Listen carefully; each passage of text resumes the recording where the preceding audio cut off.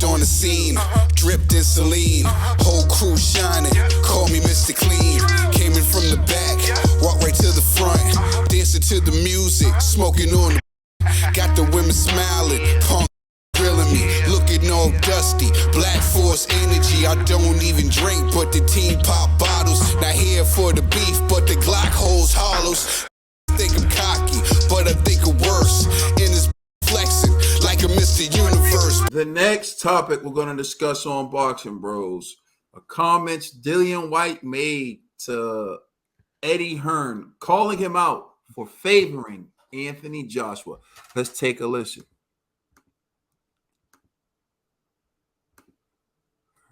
Here we go.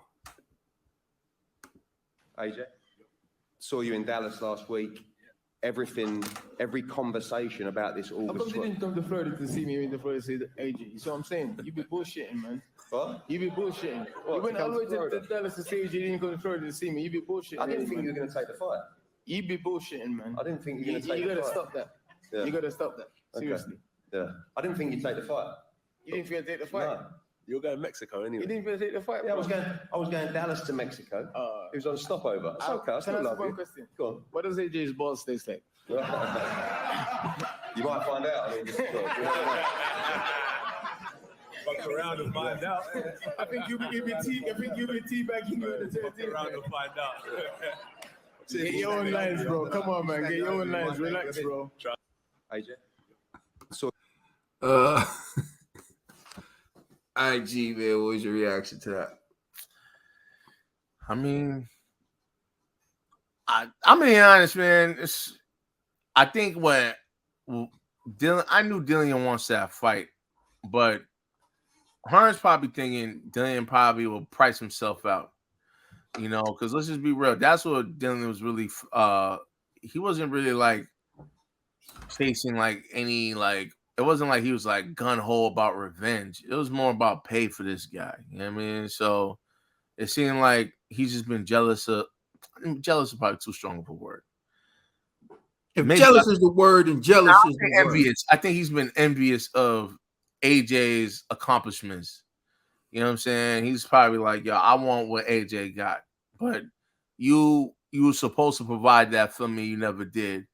And you're picking AJ and all this. And Eddie Hearn is just like, yo, man, I'm rolling with my guy. I didn't even think you wanted to even take this fight. You know what I mean? So it comes off disrespectful. But Dillian has to understand it is what it is, bro. It's like, yo, AJ is Eddie Hearn's bottom. You know what I'm saying? You know what I mean? You was on the roster at one point, but, you know, moving in another direction. You know what I mean? So I get it, man. Dillian's just probably like, man, y'all are corny for that. But I'm not mad at either gentleman. You know, it's just funny, like AJ butting in, you know, with his 2 cents. I'm like, yo, AJ, stay out of that convo, bro. That ain't got nothing to do with you, bro. Just keep looking at the camera, smiling, bro. That's all you got to do, B. You know what I mean? So, but Dillian, man, clearly they got, and you could tell they still, even though Dillian and Eddie kind of had some type of tension, it still seemed like it was all love, bro. Because like when you hate somebody, it shows. It seems like like Eddie Hearn, if Eddie Hearn just goes, yo, Dillian, man, I'm sorry. Dillian be like, all right, yo, cool, we back in business. You know what I mean? I think he just wants that recognition. Like, yo, man, you put AJ first. I'm gonna show you that I'm just as good. I'm just as marketable. You know, so it is what it is, man. But I wasn't really like, oh my goodness, yo, it's about to go down. I'm so excited for this rematch. It's whatever, yo. That was probably the best part about that conference, that press conference right there, to be honest, man. That thing was kind of dry anyway. So it is what it is. Yeah, I agree with you. But I do agree with Dillian White to an extent. I think Eddie Hearn is very top heavy. Pause. What I mean by that is Eddie Hearn is all like, it's evident who his favorite fighters are. It's the people at the top of his roster. It's the people at the top of his stable. He doesn't really place much value on certain fighters.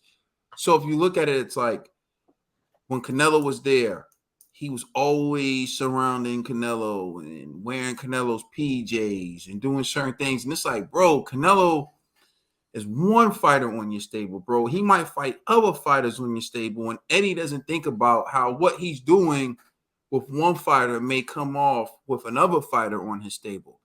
And it's not to say that we don't know. Most people know. We know that where your bread is buttered. We know your bread is buttered with Anthony Joshua. But if you know you're going to camp to see AJ, why not take a trip to see Dillian? Why not do that?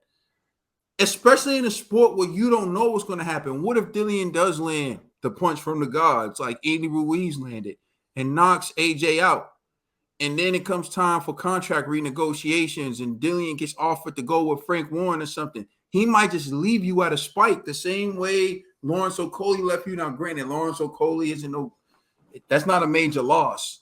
But my point is he's lost other fighters who I feel like looked at how he was rolling with Canelo, looked at how he was rolling with Joshua and said like, yo, this dude doesn't value me. He doesn't prioritize me. And I feel like that's one of the biggest issues with Eddie Hearn is he's tunnel vision for those at the top. And it's very obvious to everyone on his stable that he's brown-nosing certain fighters and they don't like it. And so I think that's what Dillian was calling out. When he was doing his thing, he just says it so casually, like, I went to see AJ in camp. And I think Dillian just wanted to expose it in front of everyone. Like, well, how come you didn't come see me in camp?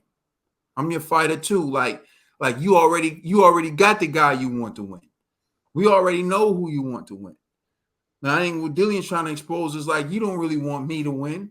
You didn't come see me in camp. Talk about my camp. Oh, you can't talk about it, right? Because you want AJ to win because you want to see him fight Deontay Wilder, which is what I want, which is what I know you want, G, right? But we're not promoting Dillian. You understand? He'll be all right. He'll be all right. I'm saying you got to at least make it look like you're somewhat objective. And not even somewhat objective, because I'm going to be honest. If I was promoting Dillian, if I was promoting AJ, I would have best case scenario plan for AJ, worst case scenario plan for AJ. I would have best case scenario plan for Dillian, worst case scenario plan for Dillian. In order for me to have worst case scenario plan for Dillian, I would need to see where he's at. Yo, people don't understand this, but when fighters regress and when fighters start to deteriorate, you can see it in the gym. When I was 12, 13 in the gym, I would watch some of the professionals, and they were so great. Like, I looked up to them. I was motivated by them. By the time I turned 16, which wasn't much, about 4 years, 3-4 years from when they were great, I started to see so much slippage in their game, even their speech, everything. It was like, I was like 15, 16, looking at these dudes like, damn, like they're on the decline. They're not what they used to be. And I could see that even at that age. So I know Eddie can see it. So why wouldn't you want to see him in the gym? Why wouldn't you want to know what he's doing? Why wouldn't you want to have an idea of who you need to put him in the ring with? This is why I think Matchroom loses a lot of fights. Because I think the best, they know the best matchmakers, the best promoters, the best, they go when they see the fighter and they're real with each other. They take their notes. They're like, he don't look the same anymore.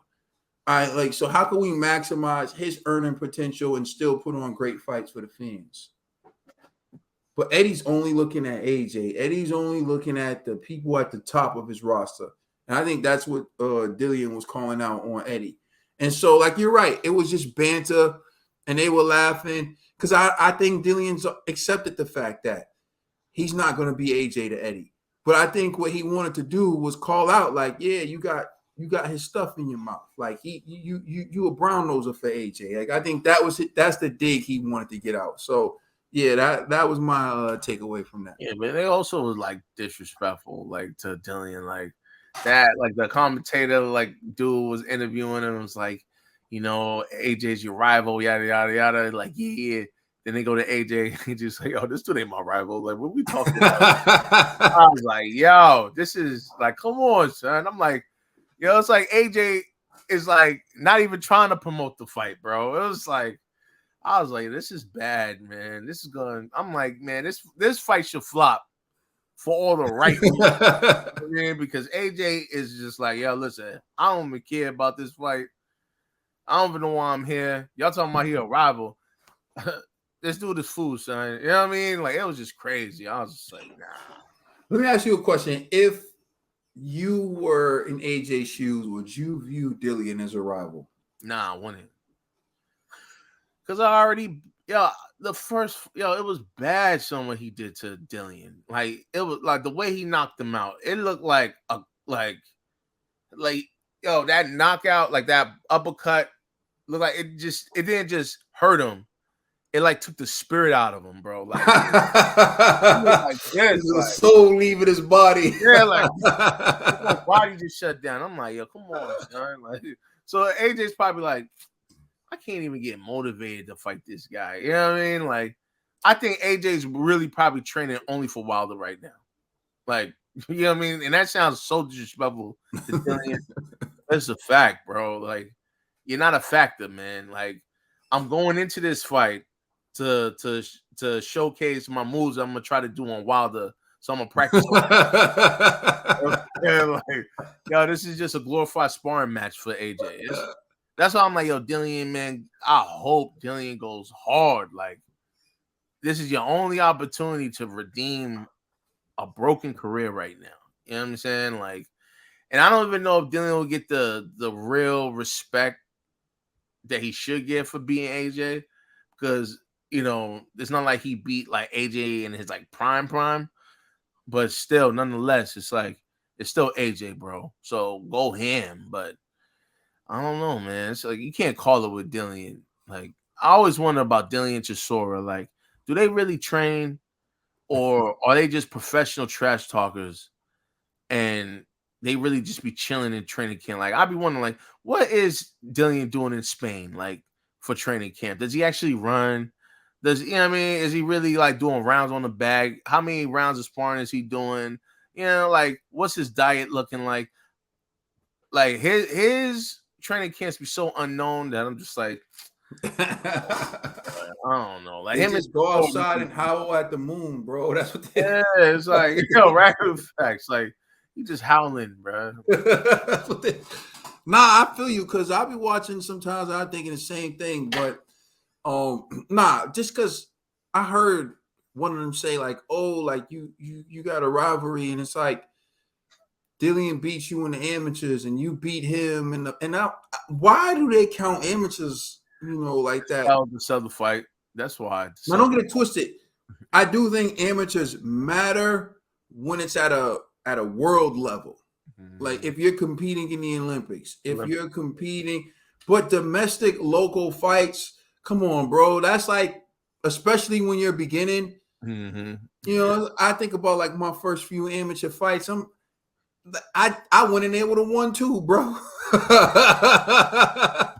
You know, I went in there with a 1-2. I barely knew how to throw a hook at the time. So if someone would have beat me then, they get to act like they beat me now, the one who's more polished, it's a joke. Like, remember when I beat you in the middle school gymnasium? I know. Bro. Bloodied your nose up. Okay. That was like one of my first amateur fights. This dude bloodied my nose, like, because I wasn't really good at getting out of the way of a jab, because this is the beginning. So I'm like, kind of whatever. It took a minute. And when I went to my corner, they even taught me how to block the jab and then counter, like to put my hand up, knock it down, and then counter. So I started doing that, and that stopped the jab. But for like the first round, I got hit. I was just a punching bag for the jab, basically. So my nose was bleeding. And I would see the dude every now and then in the gym. I was like 12, 13.